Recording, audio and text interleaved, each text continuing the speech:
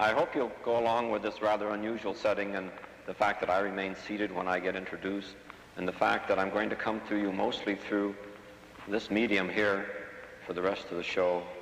And I should tell you that I'm backed up by quite a staff of people between here and Menlo Park, where Stanford Research is located, some 30 miles south of here. And if every one of us does our job well, it'll all go very interesting, I think. What you're watching is a moment that changed the world. This is Douglas Engelbart. It's December 9th, 1968, right here in San Francisco. He was a true pioneer. He led the groundbreaking Augmented Human Intellect Research Center at Stanford Research Institute. And on that day, about 50 years ago, Engelbart articulated a set of technologies and a way of thinking that we are only now, nearly 50 years later, beginning to realize.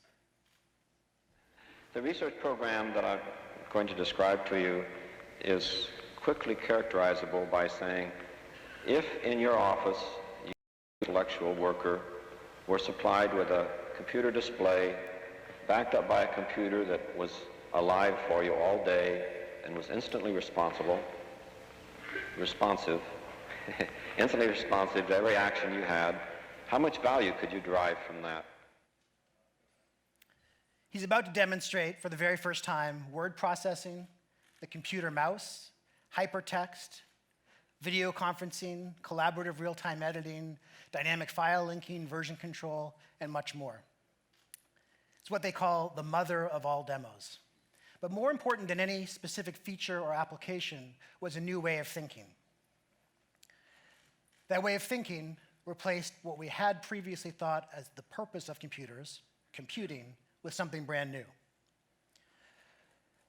Those things we use to tabulate the census or to calculate the trajectory of surface-to-air missiles or write accounting entries to a ledger and perform arithmetic, those things could be a whole new class of tools. One that could augment human intellect, help us communicate, organize, share, and store knowledge. Of course, it was also very basic. Before we could even begin to fulfill that vision, there was a lot of work to do. And made a shopping list. So it's got quite a few items on it, and if I want to, I can see that, yes, those are numbered statements. And I can say there are ways I can scan down it, like I can point to 10 and say put it at the top, and I scan up and point to 23, and I got quite a few. And I remember that's about as far as it got when she said, well, call me back when you're ready to go shopping, and I'll tell you the rest of the things.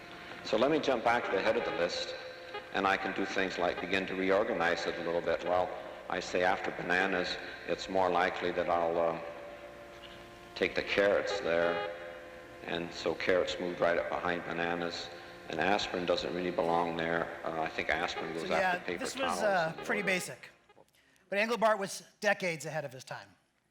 And over time, the basic building blocks were put into place. They were refined, made progressively more powerful and more useful.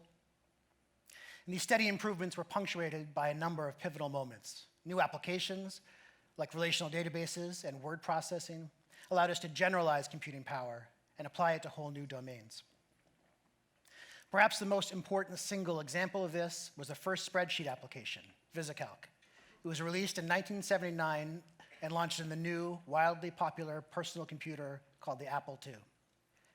It was transformative. This was the application that propelled the personal computer to become the essential tool for business. Over the next couple of decades, computers went from being these things which were rare and very expensive to something that you found on the desk of every office worker. The machines themselves rapidly became more powerful, more capable, faster with more memory and better input devices. The operating systems improved relentlessly.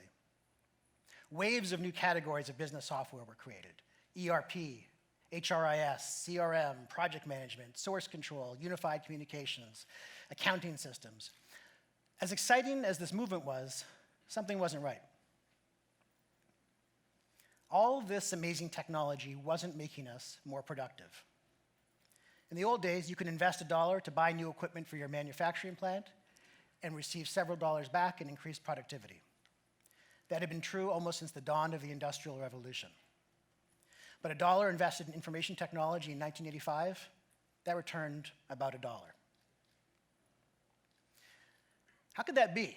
Why, if we had these incredible tools, these bicycles for the mind, which opened up whole new possibilities, which allowed us to do things we could never have done before, why didn't we collectively become instantly more productive? The answers aren't simple, but two big things stand out. First is the internet. In 1992, about halfway between Engelbart's demo and today, I went down to the basement of the Clare Hugh building at the University of Victoria in Canada. I was there to collect the login for the school's Unix system, and I was exposed to the internet for the very first time. My tiny little mind was blown. So the web was still about a year away from prevalence, but there was Usenet, the infinite-seeming directory of news groups. There was IRC, there was email. There was the old Unix program Talk, which showed letter by letter what your correspondent was typing live. I could communicate with friends who'd gone to colleges on different sides of the country. I could find people around the world with the same interests as I did. I still remember the first crush I ever had on someone who I had never seen before. This was someone who was like green text on the black background of a VT100 terminal. I still remember the first time I ever settled an argument by looking something up on the internet, connected to the US Geological Survey's Gopher server to determine the number of earthquakes of greater than magnitude 3 each year. And I was right. Ever since then, for my entire adult life, I've been absolutely fascinated by this idea of harnessing computing technology to facilitate human interaction. And that was because of the internet. Over the next decades, more and more people began to discover it. As millions and then tens of millions and then hundreds of millions of people came online, it became more and more obvious we were witnessing the dawn of one of the greatest technological advancements since the development of written language. Whatever comes next, I'm certain that we here in this room are the last generation of human beings who will know life both before and after the internet. So this is the first thing we were missing. And you can imagine most of you will have had this experience sometime between 1998 and 2005, where this incredible tool that opened up all these new possibilities, that allowed us to do things we had never done before, this bicycle for the mind, became basically a rock, like an inert object if it wasn't connected to the internet. The second thing we needed was, in one sense, much simpler, just figuring out how we would all work together given all these new tools. This is a still from the 1960 Jack Lemmon and Shirley MacLaine movie, The Apartment. It's a great movie, by the way, and I owe Ben Evans and Andreessen Horowitz for both the stills and making this comparison I'm about to make. But this is a couple decades before Brooklyn and Frankston released VisiCalc.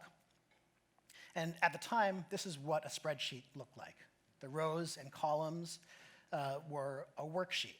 Every floor of the building composed this giant Excel file. At every desk, you had a person playing the role of a cell in a spreadsheet. Communication between the cells was typewriters and carbon copies, actual carbon copies. And the work was carried out on these electromechanical calculating machines, like the one you see here. So this is obviously a very different way of working than what we have today. Imagine the transformations that happened in how insurance companies like this one operated and every other company between then and now. Think about all the articles that appeared in Harvard Business Review over the intervening decades.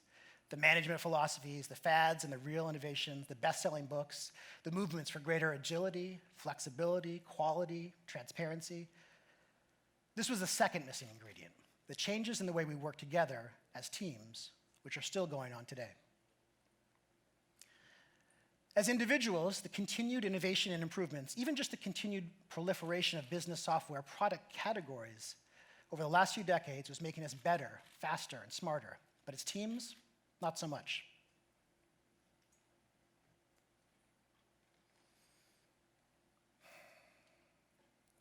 Communication is the fundamental human challenge.